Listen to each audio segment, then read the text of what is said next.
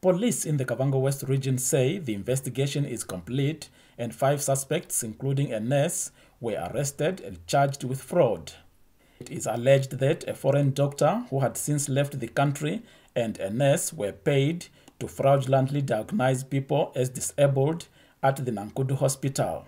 But Freedom March movement argues the process to reinstate those found to be genuinely disabled has dragged longer than expected. Most of them are subjected to borrow money with the trust that perhaps one day they will pay this money back just to sustain their living condition. But in the end, it's just taking long over and over. Now it's reaching to 6 months, and we are informed that by September, those people are not going to be given their money because their names were not entered in the system. The organization's spokesperson, David Nekaro, says the situation has worsened the suffering of people with disabilities. Verna Suse, 26, with a soft bones condition, was reassessed in June as part of the investigation, and the hospital recommended his reinstatement on the list.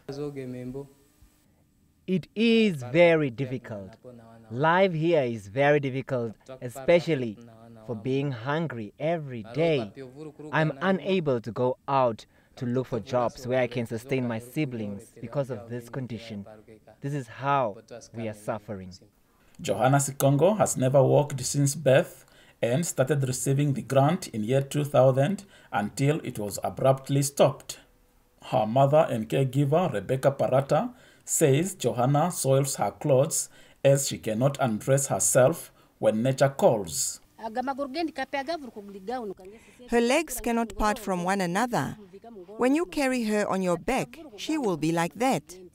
I don't know why these doctors are so heartless. They are bringing too much suffering to people who are like this. The Ministry of Gender Equality, Poverty Eradication and Social Welfare did not respond to questions about when the grants will be reinstated after questions were sent to Executive Director Esther Lusepani 2 weeks ago. Chris Kupulo, NBC News, Kurenkuru.